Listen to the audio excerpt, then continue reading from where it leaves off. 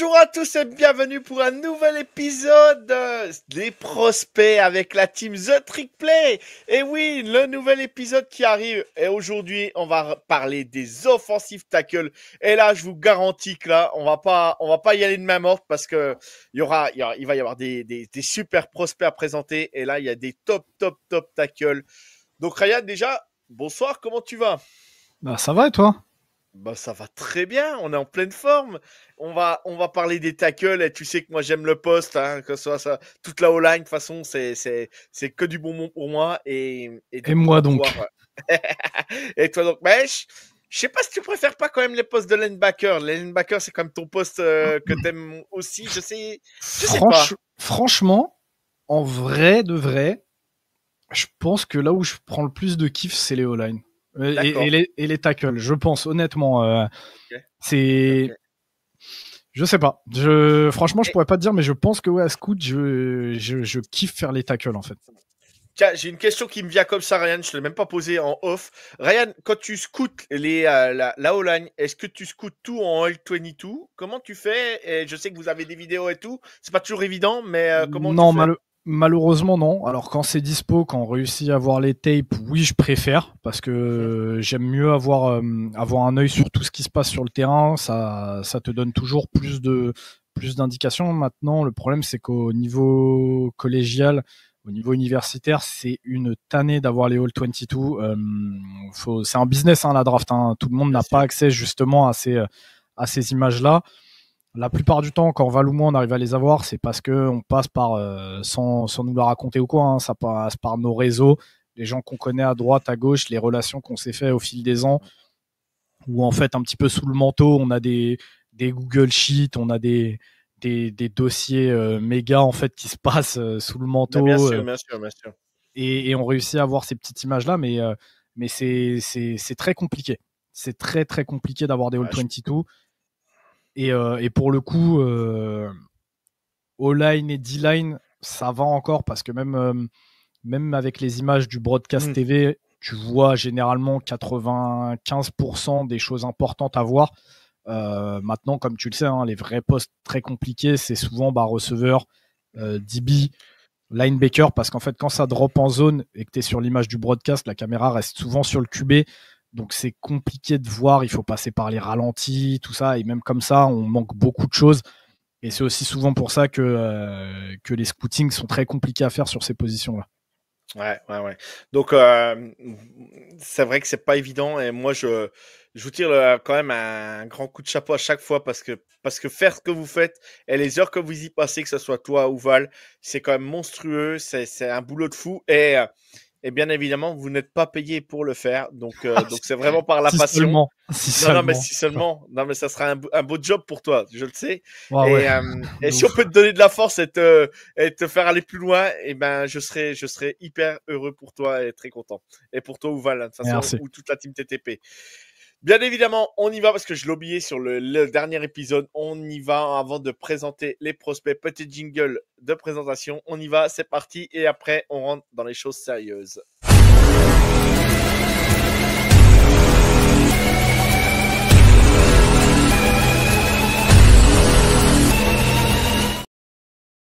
On y va tout de suite. Et là, je ne vais pas tergiverser. Je présente tout de suite le meilleur offensive tackle de cette draft. J'ai failli dire guard. Offensive tackle de cette draft. Il me pourrissent mon intro à force de me dire il faut le mettre guard. Non, il ne sera pas guard parce que moi, je n'y crois pas une seconde. Ce joueur est exceptionnel. Ryan le connaît très bien parce que c'est un joueur de son équipe de cœur.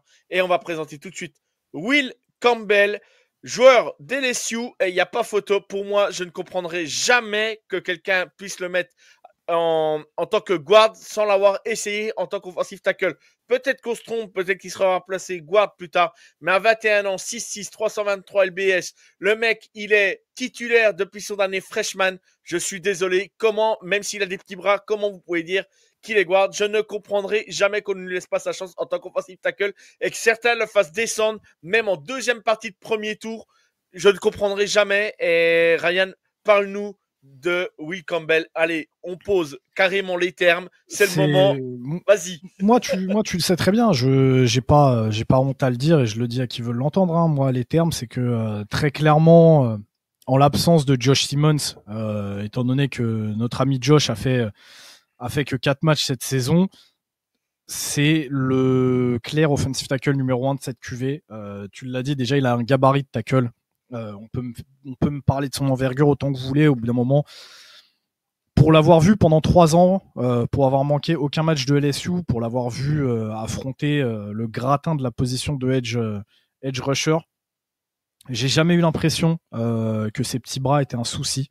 Will Campbell a beaucoup de petits défauts, mais rarement ça a été à cause de son envergure.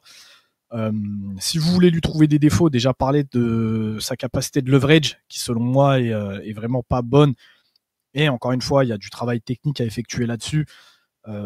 Travail technique qui, de toute façon, si vous le replacez en tant que guard, risque de le mettre plus en galère qu'au poste de tackle.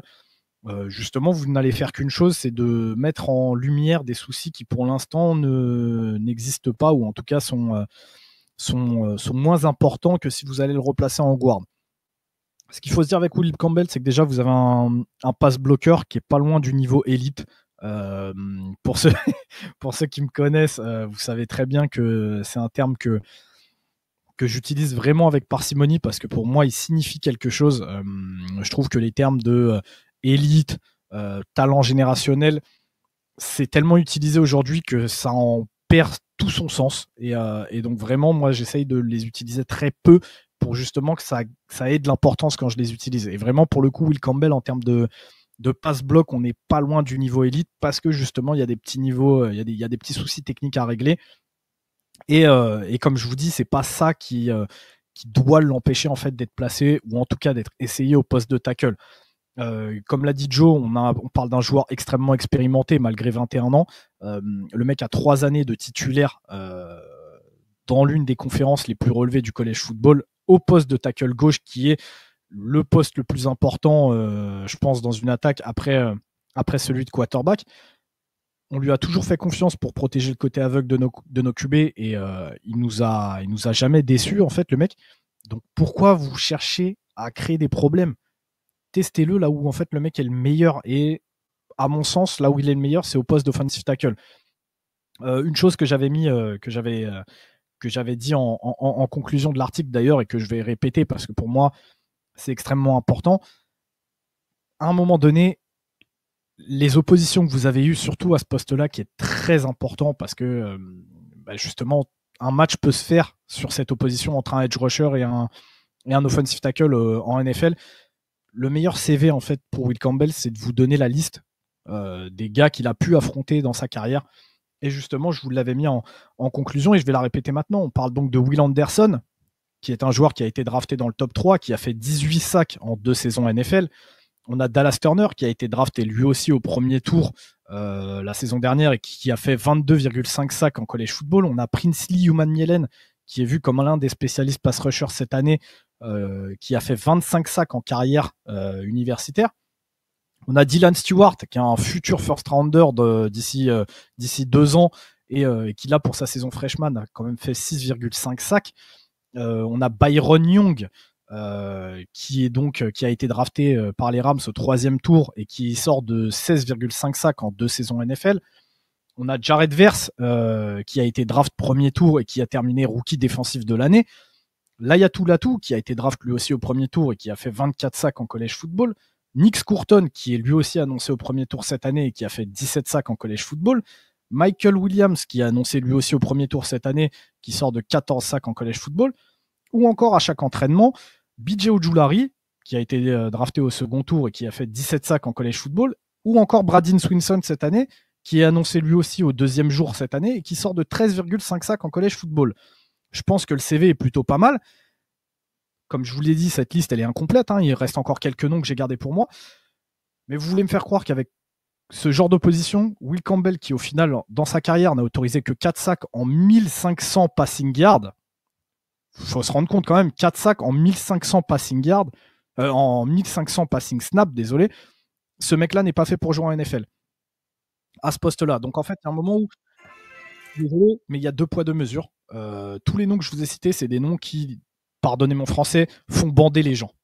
Tous ces mecs-là, vous les voulez en fait au premier tour, vous les voulez dans vos équipes chaque année. C'est ouais, c'est le pass rusher incroyable, c'est le edge rusher que je rêverais d'avoir.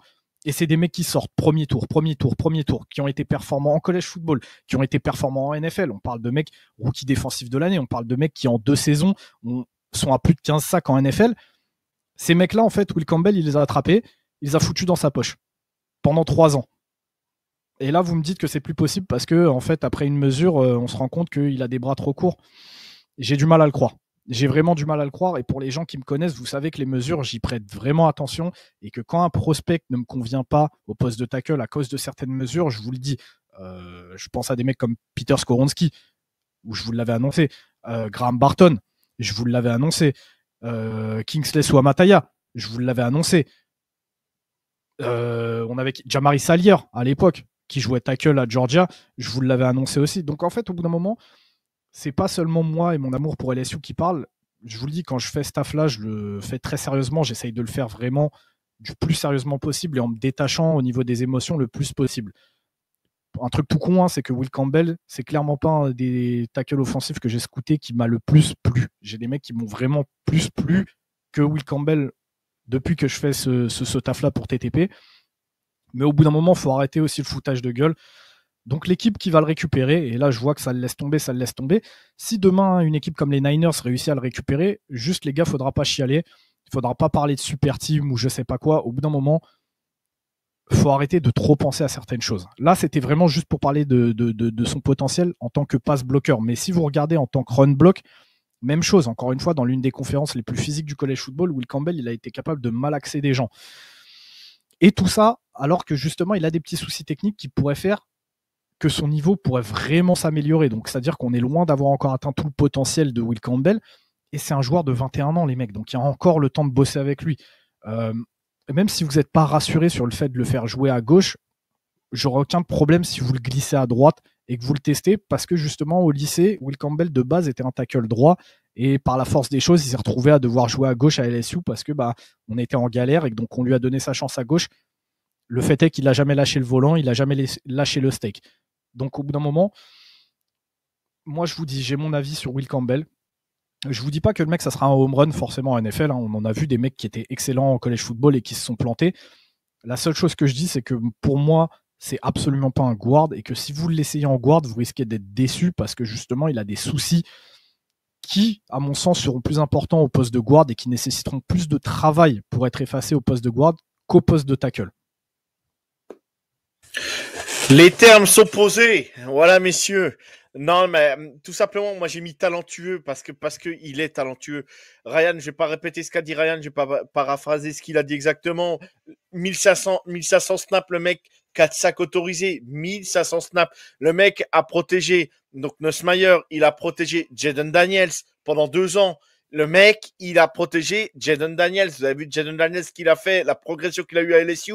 Will Campbell, il est pour quelque chose aussi à un moment donné. Il faut le dire. Il y a eu des choses de fait. Moi, voilà, je n'arrive pas à y croire. Et comme tu dis, au pire, tackle droit s'il ne vous plaît pas en tant que tackle gauche. Et j'ai envie de vous dire, voilà, une fois qu'il aura eu sa chance et que ça ne fait pas le taf, vous le repassez peut-être en guard. Mais pour le moment, moi, je le dis clairement, je ne vois pas pourquoi il n'irait pas en tant qu'offensive tackle en NFL. Je ne comprendrais pas pourquoi. C'est mon point de vue perso. Ryan a cité la liste de joueurs qu'il a rencontré ces dernières années. C'est quand même pas rien. Et moi, un mec qui est freshman depuis sa première, qui est freshman et qui est titulaire depuis sa première année, c'est qu'il y a une raison à un moment donné. Il n'y a pas de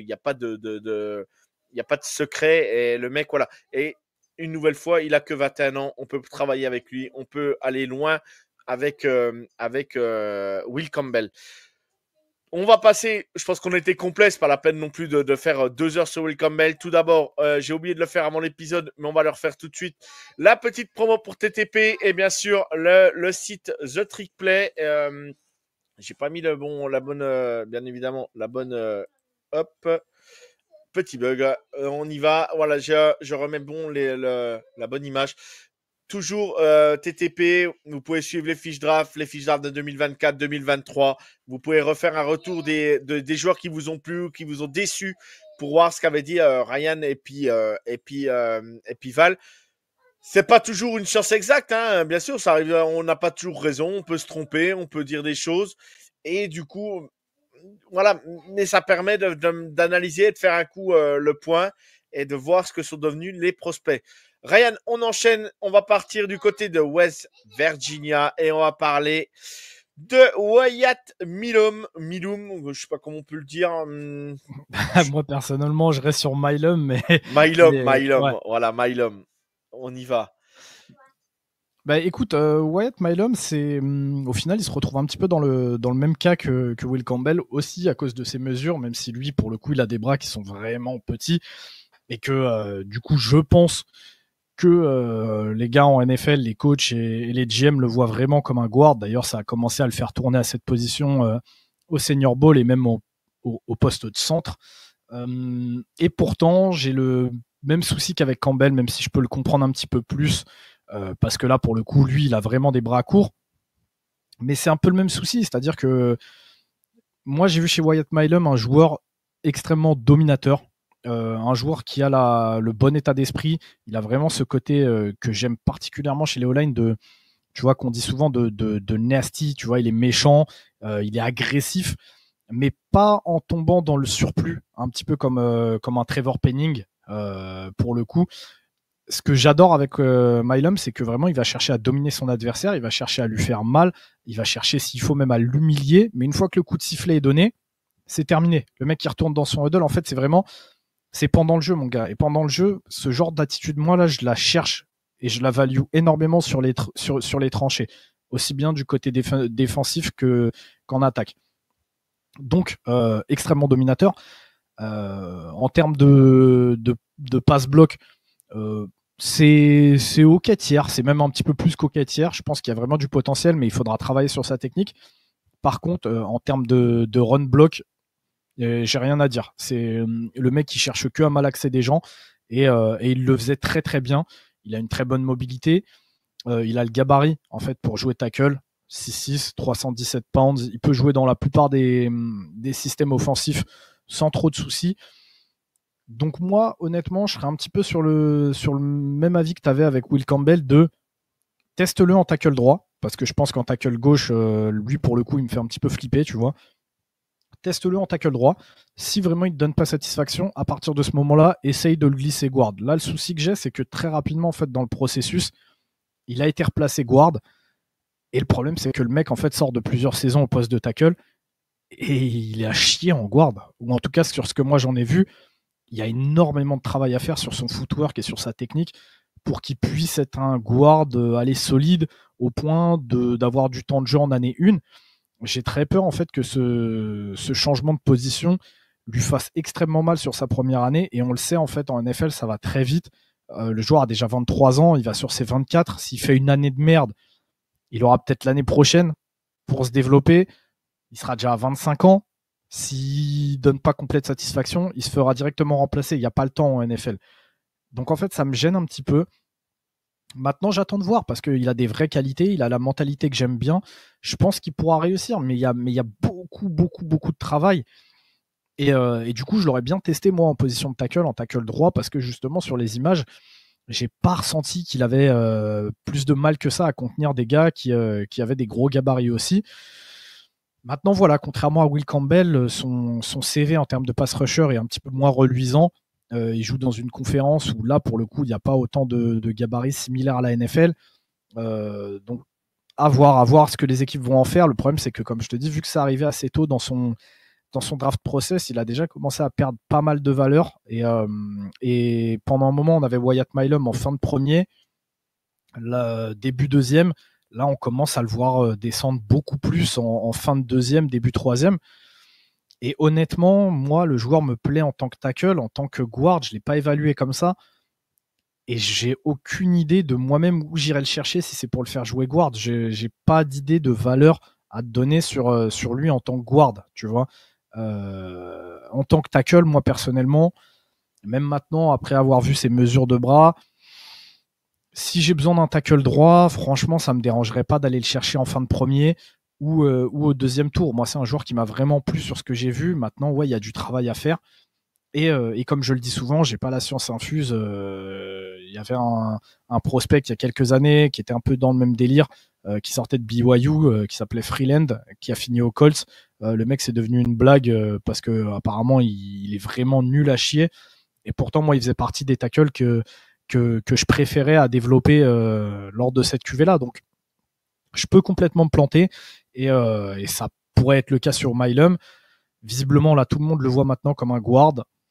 À voir, à voir. Moi, honnêtement, en tant que guard, ce que j'en ai vu au Senior Bowl, ça m'a vraiment pas plu. Il se faisait dominer dans tous les sens et en même temps, je peux pas lui en vouloir parce qu'il se retrouve face au gratin du college football à une position à laquelle il n'a pas joué et où il a beaucoup d'erreurs techniques qu'il va devoir gommer. Je sais pas. Je sais pas s'il pourra prendre une place de titulaire en NFL dès sa première année en tant qu'interior O-line, et je sais pas si en tant que tackle ses limitations en termes d'envergure ne risquent pas de lui être fatales. Ok. Voilà, c'est un joueur qui a pas mal qui a des qualités et des défauts. Moi, j'ai mis, voilà, il rechigne pas sur les efforts. C'est vraiment le mec qui va aller jusqu'au bout, comme tu l'as dit. Mais c'est pareil, c'est laissons la chance au produit. Après, le problème, c'est que le consensus, quand ils le mesurent et disent, bah tiens, toi, tu peux être que guard. Après, voilà, si vous prenez l'expérience du dernier épisode où on a parlé des intérieurs online, là, on vous montre quand même des beaux bébés, quoi. 6'6", 317 lbs. Après, il y a la mesure des bras, bien évidemment, qui rentre en compte. Mais ça reste quand même des joueurs qui sont athlétiques, qui sont très grands. Donc, je me dis, je ne vois pas pourquoi on ne l'essaierait pas et on serait peut-être surpris de l'avoir à droite et de faire que ça soit un bon joueur. J'ai pas trop d'avis sur lui, moi, parce que je sais pas trop, je le vois chuter. On a déjà vu des joueurs chuter comme ça avant la draft et qu'ils soient pris début de deuxième, où il y a eu un rush sur les tackles et t'es obligé d'en prendre un. Et pour moi, je le vois pas sortir du deuxième.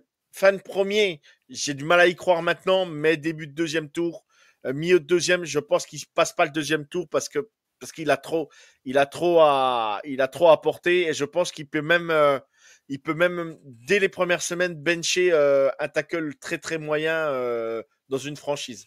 Et là, il y en a un paquet. Donc j'ai hâte de voir.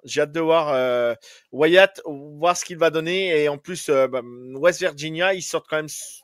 C'est pas souvent qu'ils sortent des joueurs, mais quand ils sortent des joueurs en NFL, la plupart du temps, on n'est pas trop déçu, quoi. Donc, je me dis, on va laisser sa chance au produit.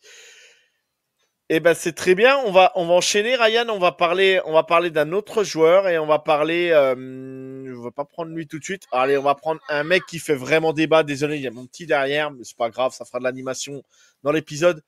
Ryan, on va parler vraiment d'un joueur qui va faire vraiment parler jusqu'au bout dans notre mock draft. Il est sorti très très tôt, premier offensive tackle. Tu sais très bien de qui je vais parler, Ryan.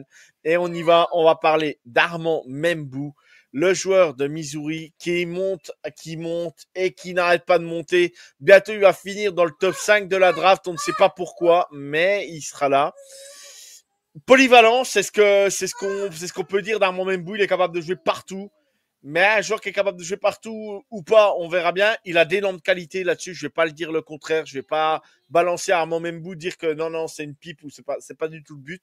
C'est pas du tout le cas non plus. Le mec, c'est quand même un très bon joueur. Par contre, on voit qu'au gabarit, c'est pas du tout le même gabarit que les autres déjà. Premièrement, quand on parle de gabarit, qu'on parle de hauteur, qu'on parle de grandeur, qu'on parle d'athlétisme et de physique, pour certains qui parlent beaucoup de physique, et ben là, Armand Membou, dans la case physique,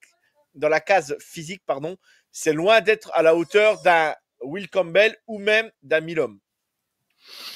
Ouais. Donc, tu l'as dit, hein, Armand Membou, joueur qui fait énormément débat et qui va pas tarder à me faire taxer de hater, je pense, une fois qu'on aura réagi lors du live en direct, parce que tu l'as dit, une valeur qui monte énormément ces dernières semaines. Il faut savoir qu'Armand Membou, c'est un joueur qui s'est révélé vraiment sur le tard. À la fin de saison, on n'en parlait même pas dans le premier tour. Puis, passé quelques mois après la fin de saison, il a commencé à apparaître en toute fin de premier.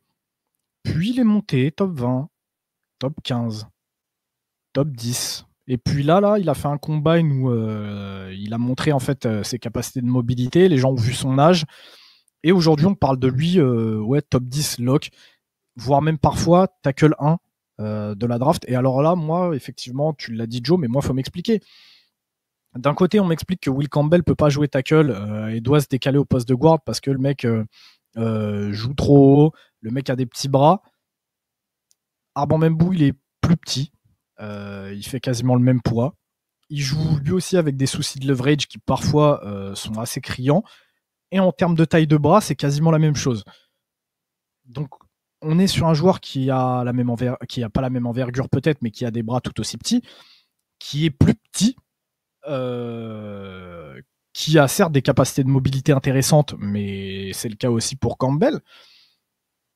Je vois pas ce que même Bou a de plus qu'un joueur dont on parlera sûrement plus tard dans cet épisode et on y reviendra à ce moment-là. Et c'est surtout qu'en regardant les tapes, ce qui moi m'impressionne le plus avec Armand, c'est son côté dominateur, c'est son côté run blocker assez élite. Et encore une fois, je pèse mes mots parce que il y est pas tout à fait, mais il est vraiment dans le très haut niveau des run blockers en college football.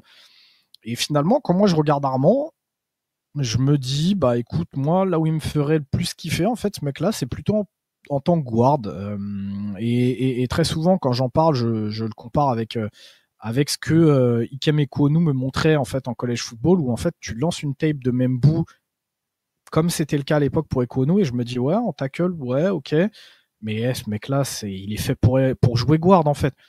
Le mec, si tu le places en guard, t'as potentiellement un mec avec un plafond de pro bowler. Je te dis la même chose que je te disais pour Ekwonu il y a quelques temps.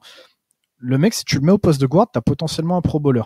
Si je le laisse au poste de tackle, déjà il aura énormément de taf pour s'acclimater à la NFL et je suis pas sûr qu'il atteigne ce niveau, même en progressant énormément.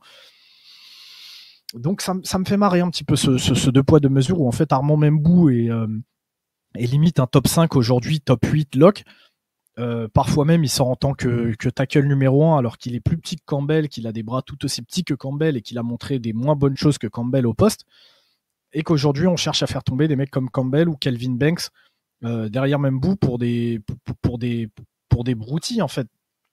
Oui, Armand Membou a des qualités, oui, Armand Membou a un potentiel dingue parce que c'est un joueur qui est très jeune et avec des capacités athlétiques importantes, qui a su lui aussi dominer pas trop mal en conférence SEC. Moi, ça me fait penser, et je te coupe 30 secondes, Ryan, 10 secondes. Vas-y. Moi, ça me fait penser, tu vois, à l'époque Trevon Walker. Tu vois, même chose. Tu vois, c'est pas le même poste, c'est pas le même joueur, bien évidemment. Mais il est monté pour finir. Bon, il sera pas pris en choix numéro 1. Mais putain, plus il va être pris haut, plus il aura de pression, moins ça va l'aider, et plus on va en attendre. Et on va se dire, oh bah ouais, bah purée, ah bah tiens, bah ouais, bah c'est une pipe. Je sais pas si vous vous rendez compte, par exemple, le joueur qui a été drafté aux Giants, l'ancien offensive tackle de Bama, comment c'est? Evan Neal. Evan Neal, qui était un joueur exceptionnel. Quand je dis exceptionnel, je ne pèse pas mes mots. Hein, c'est exceptionnel en college football. Evan Neal, les Giants aujourd'hui sont prêts à le vendre, à le donner parce qu'ils en sont pas contents.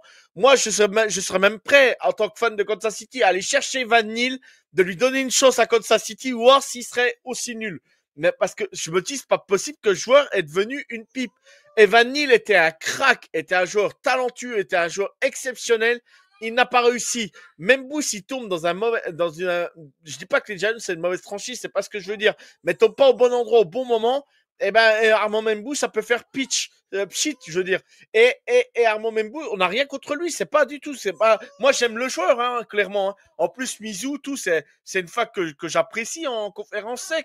Mais je me dis, c'est pas lui rendre service et c'est pas l'aider et c'est vraiment de le faire monter. Tant mieux pour lui, il gagnera beaucoup d'argent, c'est bien. Mais un mec qui aimera le football, je pense qu'Armand Membou aime le foot et du coup, ça ne va pas l'aider s'il est drafté trop haut. Ah mais clairement, là tu vois, ces derniers temps, dans les mocks, on le voit souvent apparaître notamment aux Jets. J'en ai même vu certaines où il pouvait tomber aux Patriots. Et franchement, c'est pas lui rendre service. Et c'est sans faire offense à ces franchises-là. C'est juste qu'en fait, pour les deux franchises, il y a un vrai besoin sur la O-line, il y a un vrai besoin au poste de tackle. Et en fait, comme tu le dis, le mec, il va arriver avec des attentes énormes sur lui. Je suis pas sûr qu'il sera capable d'y répondre. Donc, moi, encore une fois, je vais sûrement être vu comme un hater parce que c'est en train de m'énerver de plus en plus, cette enflammade sur Armand Membou. Maintenant, voilà, il y a des choses que je value plus que d'autres. Et encore une fois, tu vois, juste la façon d'en parler là, ça m'énerve parce qu'on dirait que je le fais passer pour une merde. Et c'est pas le cas. C'est vraiment c'est un bon joueur avec un potentiel qui est monstrueux, mais déjà pas au poste de tackle. Et en fait, le faire passer en tackle 1 ou au line 1 de la draft, c'est lui mettre une pression sur les épaules qui déjà il ne mérite pas. Et selon moi, ses performances ne lui permettent pas de prétendre à cette position en fait dans la draft.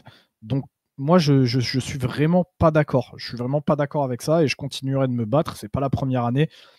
Jusqu'aujourd'hui, je me bats encore avec les fans de Trevon Walker. Il y a plein de joueurs comme ça sur lesquels je me bats, ou en tout cas avec TTP, on s'est battu. Il y en a plein, des Malik Willis, il y en a plein, à plein de positions différentes. Quentin Johnston, Michael Mayer. Il y a plein de joueurs avec lesquels on passe en fait chaque année pour des fous. Miles Murphy, rappelle-toi le flot de merde que je m'étais pris par rapport à mon avis sur Miles Murphy. On voit où il est aujourd'hui. Donc je sais pas. Moi, je suis pas convaincu par Armand Membou début du premier tour ou première partie du premier tour. J'ai vu pas mal de matchs de lui. J'ai vu son combine. Je vois les qualités que certains voient en lui. Je vois le potentiel. Mais attention avec Armand Membou. On n'est pas là justement pour dire du mal d'Armand Membou, hein, c'est pas le but. Mais d'aucun joueur. Bien évidemment, d'aucun joueur, bien évidemment. Mais si on l'a mis là, c'est que Ryan, ça plaisait de parler d'Armand Membou. Hein, on n'est pas là Bien parce sûr. que il m'a donné son joueur. Ryan, c'est bien avant le consensus où il montait. Moi, Ryan, quand il me l'a donné, il était fan premier tour, début de deuxième. Hein, faut le savoir, quoi. Donc, il est monté. Voilà, moi je lui souhaite le meilleur à Armand Membou. Hein. Je vais pas dire le contraire. Hein. C'est pas. Mais aujourd'hui, moi, excusez-moi d'émettre des doutes sur Armand Membou en tant que top joueur offensive tackle et numéro 1 de la prochaine draft au niveau des tackles. Je ne comprendrai pas. Bref, on va continuer, Ryan. Je pense que ça fera débat et ça fera encore débat jusqu'au soir de la draft. Bien sûr. Et encore une fois, je tiens à le répéter parce que la façon dont on en parle, en fait, on parle plus du contexte et tout qu'il y a autour de lui. Mais Armand n'est pas un mauvais joueur. Il a des vraies qualités. Mais pour moi, c'est peut-être un petit peu plus un projet. Il a encore beaucoup de travail. Et comme je vous le dis, moi, personnellement, ça serait plus pour le voir évoluer en tant que guard. Bien sûr. Non, mais on verra. Et si vous avez un top guard avec Armand Membou, eh bien, on dira bravo. Et ça se trouve, le soir de la draft, tout le monde va le voir tomber parce que les GM auront bien vu. Les GM sont pas non plus fous et les scouts sont pas non plus fous. Et ça se trouve, c'est parce que c'est les insiders aussi qui font monter les gens à la draft et qui font et ils interrogent les GM et tout ça. Mais c'est surtout eux qui font monter la sauce, on va dire.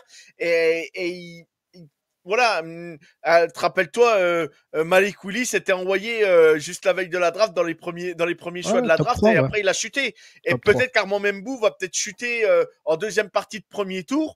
Et là on dira Armand Membou il a chuté. Oui, mais c'est sa place quoi, tout simplement c'est sa place. On verra. Et tu vois, je sais pas dans quel ordre tu sortiras les épisodes, Joe, mais pareil en fait si tu cherches un guard. Actuellement, j'aurais pas Armand Membou non plus en tant que guard numéro 1. Tu vois, un mec comme Tyler Booker, je préfère aller chercher Tyler Booker.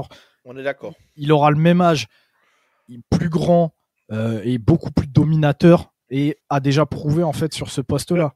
Le seul truc qui nous met vraiment en désaccord avec Armand Membou aujourd'hui, c'est qu'on nous parle de taille. Vous parlez de taille, beaucoup parlent de taille. Ah bah Will Campbell ou machin. Mais regardez, Armand Membou, voilà, on l'a dit, on va pas le répéter, il n'est pas plus grand. Voilà, point barre, même plus petit. Allez, on continue, Ryan, sinon on pourrait parler pendant des heures et des heures et tu me connais. Je remets une pièce dans la machine à chaque fois. On y va, on enchaîne. On va parler maintenant d'un joueur qui a failli être champion et qui est encore perdu cette année avec sa fac. Il était pas loin du titre, mais il n'a pas encore réussi à accrocher le titre. Et maintenant, il arrive en NFL et on va parler donc de l'offensive tackle de Texas, Kelvin Banks Jr. Moi, j'ai mis propre. Voilà, ce joueur, pour moi, il est propre. Tout simplement, on lui demande, c'est propre. Il prend la copie, elle est, poum, c'est carré, c'est parfait. Et moi, je me dis, ben, il a que 20 ans. Et Kelvin Banks Jr., ben, moi, on a beau dire ce qu'on veut, mais Sarkisian, il a quand même fait un boulot de fou pour remonter Texas en haut de l'affiche, même si on n'aime pas toujours comment ça joue. Mais Kelvin Banks Jr. fait partie d'une belle équipe de Texas malgré tout. Et le joueur, moi, j'aime bien le joueur, même si je le hype pas non plus très dans les premiers choix de la draft. Mais moi, pour moi, c'est un joueur du premier tour sans problème. À toi, Ryan, je te donne la parole. Ouais, je suis assez d'accord. Je suis assez d'accord. Une chose que je dis souvent là dans ce process draft et qui peut faire hausser certains sourcils, c'est que j'ai pas Kelvin Banks en tackle numéro 1, mais j'ai Kelvin Banks en O-line numéro 1. J'aime beaucoup ce qu'il propose. Lui aussi, il est un petit peu dans le même cas que Campbell, dans le sens où c'est un très jeune joueur qui s'est retrouvé propulsé titulaire assez rapidement. Mais le mec a prouvé, au niveau de sa taille, ça a été confirmé qu'il n'est pas à 6'4, mais que c'est bien un 6'5. Je pense qu'on est un petit peu sur un profil à la Penny Sewell, où techniquement Penny Sewell ne faisait pas 6'5, il faisait 6'4 et des brouettes, mais arrondi à la valeur supérieure. Et donc là, pour Kelvin Banks, c'est un peu ce cas-là. Donc il est noté officiellement à 6'5. Donc j'ai pas de souci sur ça, sur le fait de le faire jouer tackle. Mais voilà, c'est Kelvin Banks, le mec est extrêmement solide, il garde un potentiel important puisqu'il peut encore progresser sur pas mal de petits points techniques. Il est bon, c'est un bon pass bloqueur, mais c'est souvent ses qualités de run blocker qu'on met en avant, et donc c'est pour ça que moi aussi, je pense qu'il pourrait être un guard de top niveau, et qui aurait peut-être un petit peu moins de travail à fournir pour le développer à ce niveau-là au poste de guard qu'au poste de tackle. Je pense que tackle, il y aura un petit peu plus de développement à faire sur lui. Pour autant, j'omets pas le fait de le faire jouer tackle. Je pense qu'il pourrait très bien se développer comme un super offensive tackle, aussi bien à droite qu'à gauche. Mais ouais, il y a un petit peu plus de boulot à faire, notamment sur certains points techniques. Je sais qu'il y a pas mal de gens qui n'aiment pas son footwork. Personnellement, sur les tapes, j'ai rien vu qui soit incoachable. Donc en fait, il pourrait progresser là-dessus aussi. Et en fait, ça va vraiment dépendre de l'équipe qu'il prend. Et encore une fois, un petit peu comme Campbell, c'est l'équipe qui va être au contact avec lui, qui va devoir le tester là où elle a envie de le tester. Moi, je serais d'avis pour l'instant de l'évaluer comme un tackle. C'est-à-dire qu'il m'a montré des choses qui font que pour moi, il a totalement sa place dans le top 3 des tackles de cette draft. Et aussi, tout simplement parce qu'un tackle, ça a plus de valeur sur le marché. Et donc forcément, les équipes qui vont avoir besoin de tackle, pourquoi te priver d'aller chercher Kelvin Banks, dans le sens où tu peux très bien le prendre, le faire jouer tackle, même sur son année rookie et son année sophomore, et potentiellement dans quelques années, tu auras des tackles tout aussi imposants, tout aussi forts, qui vont te dire, bah tu sais quoi, je draft mon rookie tackle et ça fera décaler Kelvin soit à droite, soit au poste de guard. Moi, franchement, je te dis, j'ai aucun problème à voir Kelvin Banks au niveau NFL. Il a le gab, il a les capacités athlétiques, il a la puissance. Techniquement, c'est loin d'être le pire tackle de la QV. Il est mobile, je lui vois pas de soucis à évoluer, que ça soit au poste de tackle ou de guard, peu importe les systèmes. Donc encore une fois, pourquoi te prendre la tête? T'as besoin d'aide sur ta O-line. Kelvin Banks, il est dispo, va le prendre, tout simplement. S'il part première offensive tackle à la draft, quand je dis première offensive tackle, dans le top 10, toi, Ryan, ça te paraît cohérent? Ça me choquerait pas. Honnêtement, ça me choquerait pas, dans le sens où, pour moi, en termes de tackle pur, je pense que Campbell a un petit peu plus de potentiel. Maintenant, en termes de plancher, les deux ont prouvé qu'ils étaient capables de dominer en fait en college football, avec des aspects un petit peu plus différents. Comme je t'ai dit, Will Campbell, c'est vraiment le côté pass blocker qui pour moi est impressionnant. Kelvin Banks, là où il impressionne, c'est plutôt sur ses capacités de run blocker, et il y a un petit peu plus de d'interrogation sur sa capacité en pass-block. Donc ça va vraiment dépendre des équipes, ça va vraiment dépendre du jeu des équipes, des schémas, et aussi de l'affinité tout simplement. Hein. Tu vois, moi je te le disais, je reprends encore cet exemple, Dawan Jones à l'époque d'Ohio State, je l'avais comme choix de premier tour sans aucun problème. Tu vois, je l'aurais même fait passer devant des mecs qui jouaient tackle gauche. Donc ça va vraiment dépendre de l'évaluation des coachs, de l'amour qu'ils leur portent. Et un mec peut très bien adorer Banks, détester Campbell, ou inversement. Tu vois, ça nous arrive aussi parfois sur certains receveurs ou certains QB. Donc non, ça me choquerait pas. Je pense que le gap de performance entre Campbell et Banks, il est vachement plus petit que ce que les gens peuvent penser. Et j'ai même envie de te dire, je pense que Banks est un choix moins risqué que Campbell, parce que le problème c'est que si Campbell il se foire au poste de tackle, j'ai aucune garantie qu'il puisse dominer au poste de guard. Là où Banks, s'il se foire au poste de tackle, j'ai quasiment aucun souci à le voir se développer en un guard de top niveau, tu vois. Ok. Non, mais c'est très clair. Moi, j'aime le joueur. Hein, quand je dis, voilà, moi, franchement, j'ai mis sa qualité propre parce que tout ce qu'il fait, alors c'est pas ultime, c'est pas exceptionnel, mais je trouve qu'il le fait très bien et moi j'adore des joueurs comme lui. Alors après, je suis pas le hypé comme je vous dis dans les 3 premiers de la draft, hein, bien évidemment, mais dans le top 10 de la draft, voilà, ça ne serait pas choquant et il l'a mérité. Et cette année en plus Texas, ça est arrivé en conférence sec, il a rencontré les meilleures équipes du pays aussi. Ils ont été, si je me trompe pas, en finale de college football, c'est contre Ohio State, si je me trompe pas.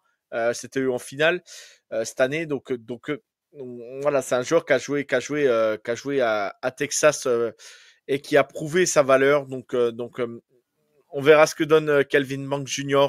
Mais moi, j'en attends beaucoup de lui et franchement, j'espère qu'il tombera dans une bonne franchise NFL qui pourra lui donner confiance et qui exploitera, on va dire, son talent au maximum. Voilà. Voilà ce que je peux dire sur notre ami Kelvin Banks. Et on y va, on va enchaîner Ryan sur le dernier. Et là, on va parler vraiment d'un joueur que j'adore et qui a été blessé malheureusement et que ça le fait chuter à la draft. Ouais, vas-y. Juste avant ça, j'avais le truc en tête. C'est Notre-Dame qui a affronté Ohio State cette année en finale. Oui. Ah merde, oui, exact. Texas perd contre Georgia, je crois, en playoff. Ah oui, c'est ça, oui. Et c'est Georgia qui perd contre Notre-Dame après. C'est ça, exact. Moi, je mettais Texas parce qu'ils ont battu Clemson, c'est pour ça. Je le mettais trop haut. Allez, on enchaîne. Merci pour la rectification. On enchaîne, on y va et on enchaîne tout de suite donc sur notre Josh Simons d'Ohio State. Là, par contre, j'ai mis carrément qualité excellent parce que c'est vraiment le joueur ultime. Alors, il chute beaucoup à la draft parce que il a sa blessure et c'est une blessure, je crois au genou, si je me trompe pas, ou la cheville. Genou. Qui est peu contrariante à ce niveau-là. Mais il est jeune, il a 22 ans et ce mec, c'est vraiment un crack, quoi. Donc, je te laisse en parler, Ryan. Ouais, pas de souci. J'en ai parlé un petit peu sur la première mock que nous on avait fait à The Trick Play. J'en ai parlé également hier sur ta mock à toi avec le foot US de A à Z. Mais en fait, c'est il y a deux choses qui gênent en fait avec Simmons, c'est cette blessure en fait qui lui a coupé les pattes assez tôt dans la saison. Et le fait que justement, en fait, cette blessure ait eu lieu assez rapidement dans la saison, ce qui fait que Simmons, il a joué, je crois, 4 matchs avant de se blesser et être out saison. Mais en fait, sur ces 4 premiers matchs, il n'y a aucune contestation possible. Je l'ai dit, je le répète, j'ai aucune honte à le dire. Pour moi, s'il avait joué toute la saison au niveau où il a joué ces 4 matchs, il est offensive tackle 1 et de très, très, très, très, très loin. Il était injouable en pass pro, injouable en run block, il te malaxait des gars, il avait une mobilité de dingue, intelligent, technique, propre. Le mec, c'était le tackle 1, mais largement devant même Will Campbell. Vraiment largement. Le problème, c'est qu'il t'a fait ça sur 4 matchs. Sur ces 4 matchs, je crois que le seul gros match qu'il a, c'est Oregon. Il est excellent contre Oregon et il se blesse. Mais en fait, finalement, bah, tu as genre un demi-match ou je crois un ou deux cartons contre Oregon comme gros match. Et là, moi, ça me gêne dans le sens où, quand j'évalue des joueurs, j'aime bien voir un échantillon de match très différent. J'aime bien regarder contre des faibles pour voir si le joueur il se la raconte pas, s'il n'a pas des gestes d'humeur, s'il prend pas le match par-dessus l'épaule en mode les mecs en face ils puent donc j'ai pas besoin de me donner. J'aime bien voir des matchs extrêmement importants pour justement voir s'ils sont capables d'affronter des mecs de top niveau et de pas succomber à la pression. J'aime bien voir des matchs avec des ambiances très chaudes pour voir si le joueur est caractériel ou pas, tu vois, donc des grosses rivalités. J'aime bien voir cet échantillon complet de matchs. Et en fait, le fait d'avoir que 4 matchs, bah ouais, c'est bien beau, tu as dominé 4 matchs. Est-ce que tu aurais été capable de dominer pendant une dizaine de matchs et aussi quand les matchs, ça devient des matchs coup près. Et c'est extrêmement dommage parce que justement, cette année, Ohio State, ils en ont joué en fin de saison des matchs coup près contre des adversaires de superbe qualité, contre des edge rushers de fou, avec de la pression. Hein, les mecs ont joué une finale nationale, il n'y a pas plus de pression que ça. J'aurais aimé voir Simmons en fait dans ces situations-là. Pour l'instant, j'ai que des matchs où en fait, soit il dominait de la tête et des épaules, soit c'était face à Oregon, et en fait, contre Oregon, j'ai même pas l'échantillon complet. Donc ouais, il a dominé de manière complètement folle, mais il l'a fait que pour 4 matchs à peu près, tu vois, et ça me gêne. Ensuite, il y a le délire de la blessure, parce que on le sait, aujourd'hui, il y a la médecine, machin. T'as des mecs qui se font les ligaments croisés qui reviennent au bout de 6 mois, t'as des mecs qui se font des tendons d'Achille qui sont là pour jouer les fins de saison. Donc c'est assez ouf. Mais souvent, les gens ils se disent qu'une blessure, en fait, maintenant, c'est du tac au tac. Et parce qu'un joueur a réussi à revenir en temps de semaines, euh, tout le monde doit revenir en temps de semaine. Mais non, chaque organisme est différent, chaque joueur est différent. Et en fait, bah, parfois, tu as des blessures connes qui mettent fin à des carrières. Et ça, nous, on n'en sait rien. On n'est pas dans les tuyaux. On n'a pas les dernières informations. On n'est pas avec la famille du joueur. On n'est pas avec les entraîneurs du joueur. On n'est pas dans la tête du joueur. C'est-à-dire que le joueur peut très bien dire ouais, tout va bien pour pas trop perdre de valeur, pour pas perdre de cote. Et finalement, le mec, lui, il a toujours des petites douleurs, des petits trucs qui font qu'il pourra pas jouer à 100%. Peut-être que le joueur a accéléré sa convalescence pour justement être sûr de revenir et pouvoir montrer des choses à son pro day. Et en fait, le mec, bah, premier match sous pression ou quoi, ça peut repéter. Nous, on n'en sait rien. Peut-être même que le joueur va revenir parfaitement à 100%, mais qu'il a perdu en qualité, tout simplement. Il a plus autant d'explosivité. Peut-être qu'il aura peur de se reblesser, donc il aura plus de la même manière sur les contacts. Tout ça, nous, on ne peut pas le savoir. Et donc, forcément, ça lui fait perdre de la valeur. Forcément, il y a un risque avec lui. Et malheureusement, on ne pourra pas y répondre. Même les équipes NFL qui iront le chercher, ils n'ont pas 100% d'assurance que le joueur revienne à son meilleur niveau, tu vois. Donc, c'est un pari. C'est clairement un pari. Mais moi, c'est un pari que je suis prêt à prendre tous les jours parce que la valeur, elle est beaucoup trop importante. En fait, si le mec revient au niveau qu'il avait sur ces 4 matchs et que c'était pas juste un début de saison canon, mais que c'était vraiment son niveau, t'as en fait un left tackle titulaire pour tes 10 prochaines années qui a potentiellement un plafond de pro bowler et qui saura jouer dans tous les systèmes et qui est dominant sur des situations de passe, dominant sur des situations de course. C'est vraiment ton left tackle titulaire et un de tes franchise players. La position est beaucoup trop importante, la valeur est beaucoup trop importante. Donc en fait, peu importe où il tombe dans le premier tour, si j'ai besoin d'un tackle, j'irai chercher le joueur s'il est disponible. Ok, non, mais ça s'entend, hein, l'explication totalement. Moi, moi, je prends le joueur, je prends le risque de le prendre. Je suis comme toi et je le prends de suite. Et je le prends même très haut à la draft, ça me dérange pas. Quitte à faire à le laisser même un an derrière, se préparer pendant un an, à lui redonner confiance pendant un an. Il voit quasiment pas le terrain, mais il est là à l'entraînement, il fait les reps et tout ça. Et tu sais que l'année prochaine, bah, ça sera ton tackle gauche titulaire parce que bah, il sera là. Et moi, je me dis, c'est un avantage énorme de l'avoir et de pouvoir le faire travailler tranquillement et de ne pas pouvoir le bousculer et de le laisser grandir. Et moi, il faudra pas tousser non plus si une super équipe il est tombé puis qu'il tombe, j'ai une bêtise, hein, tiens, chez les Bills, à Kansas City, chez les Eagles même, tu vois, qu'on a une équipe complète et puis ils tombent en 32, ils savent pas quoi faire. Ben Howie Roseman, il va prendre un tackle et Ouais, il va se tu dire le bah prends, tiens, tu le je vais le prépares, garder. tu prépares la Comment fin d'un Lane Johnson. Exactement, Lane Johnson, t'apprends derrière Lane Johnson, en plus, que de mieux pour apprendre, en plus, c'est top. Ils ont fait avec Lander Dickerson, ils ont fait pareil avec les joueurs avant, et je me dis, s'ils chutent, ils chutent et que les franchises ne le prennent pas, et ben, tant pis pour eux, et on a bien vu ce que fait Copper de Jean, on a vu ce que font les joueurs qui chutent et qui les bonnes équipes les attendent tranquillement, et ben, on verra. Je dis pas que, comme dit Ryan, on sait pas comment va revenir Josh Simons, mais il y a de grandes chances quand même qu'il puisse être un grand joueur en NFL et, et un top tackle, quoi. T'as Donc, même, t'as on même un verra. monde où pour sa saison rookie, passer genre 6 mois, tu vois, la mi-saison, Mhm. commencer à lui donner quelques reps en tackle Exact. droit, voir ce qu'il vaut. Moi, je te le dis honnêtement, hein, si Simmons il tombe jusqu'à Washington en 29, Mhm. j'en voudrais énormément si on le prend pas. Exactement. Même Non, mais si on a exact. pris, même si on a pris Larry Mittensil, même si du coup Brandon Coleman a montré des choses cette saison et donc devrait logiquement se décaler en tackle droit, pour moi, il n'y a pas photo en fait entre le potentiel d'un Coleman et d'un Simmons. Donc il y a, pour moi, il n'y a pas un monde où en fait tu passes sur ce mec-là que tu pourrais justement laisser tranquille, revenir proprement de blessure, parce qu'en fait derrière tu peux toujours bricoler et bidouiller pour améliorer ta O-line. C'est-à-dire que tu peux faire passer Coleman en garde gauche et ouvrir une place pour Simmons.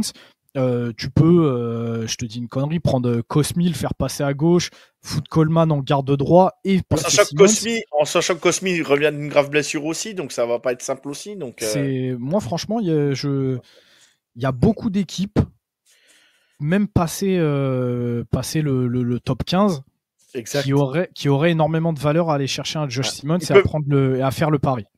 Moi, je serais pas surpris que même nous, à Kansas City, par exemple, on monte pour aller chercher de quelques places et de faire un échange. Tiens, Vikings qui veulent récupérer des assets ou même une équipe, tu vois, style les Tampa Bay Buccaneers qui ont un effectif plutôt complet, qui veulent reculer un petit peu, reprendre des tours de draft supplémentaires. Et ben, t'échanges avec eux. Tu vas chercher un Josh Simons pour la ligne de Kansas City, ben moi je prends tous les jours, hein, je prends tous les jours, hein, Ouais, mais moi je ça te, me moi, je dérange te dis, pas, ça moi, me je te dérange dis, pas. hein, franchement, c'est un truc à réfléchir, d'autant que on en parlait un petit peu pendant votre mock là au Foot US de A à Z. Je pense que les trade-up, passer un certain choix cette année, vont pas coûter très très cher. Mm, mm, mm, mm. Tu as potentiellement, comme je te dis, un, un potentiel de tackle gauche titulaire pendant des années. Donc, à voir. Moi, personnellement, j'ai ces deux petites interrogations là, comme je te disais, vis-à-vis du manque de match et vis-à-vis de sa blessure. Pour autant, ce que j'ai vu sur les 4 matchs, il était tellement impressionnant que moi, je l'ai dans mon top, allez, top 3, top 4 facile sur les O-line cette année. Et comme je te dis, moi, en Washington, Simmons est là en 29. Fuck le besoin de edge et tout. Je sais que j'en aurai plus tard à très Bien bon sûr, niveau. bien sûr. Va me chercher des tackles avec un Mm, potentiel complètement fou pour mm, mm. protéger Jaden Daniels. Exactement. Et puis si ça marche pas, ça fonctionne pas, mais au moins tu pourras pas regretter. Tu pourras pas Exactement. regretter. Et c'est pas la Exactement. première fois qu'un joueur tu prends premier tour qui ne fera pas l'affaire, hein. Les joueurs qui réussissent au premier tour, il y en a plein qui flopent aussi, hein. Donc et puis il y en a plein qui réussissent qui sortent après, mais en sachant qu'en plus il risque d'avoir quand même un rush sur Membu, Banks et puis Campbell déjà. Eh ben si les trois sont partis, imaginons dans le top 15, même top 10, ça peut arriver. Et ben, Josh Simmons, va pas falloir laisser traîner, quoi, hein. Ça peut vite partir, quoi. Donc, Ouais, ouais, ouais. Et honnêtement, je serais pas étonné, hein. Je sais qu'il y a certaines personnes qui grincent des dents, mais moi, je te dis, hein, il y a un monde où Josh Simmons il part top 15 et ça me ouais. choquerait absolument pas. Exactement, exactement. Très bien. Et ben, on va conclure cet épisode, Ryan. Donc, on vous a présenté donc Will Campbell, offensive tackle de LSU. On a présenté aussi Kelvin Banks Jr. des Texas Longhorns. On a présenté aussi Wyatt Milum de West Virginia. On a présenté Joyce Simons d'Ohio State. Et on vous a présenté Armand Membou de Missouri, je veux dire, pour cet épisode. Ryan, on peut te retrouver donc sur Ryan TTP, Ryan Scoot. Voilà, c'est juste là, ça défile dans le bandeau. Pour ceux qui écoutent en podcast, eh ben, vous aurez la description, vous aurez tout dans la description de l'épisode. Et Ryan, on va conclure cet épisode. Merci à toi, merci à tous de nous suivre. N'hésitez pas à relayer, à partager tout ce que font la team TTP. Et puis, ben, nous aussi sur la chaîne. Les gars, on vous souhaite une bonne écoute, une bonne journée. Et merci à tous. Que Dieu vous garde, car moi, j'ai pas le temps. Ciao tout le monde. Merci, ciao tout le monde.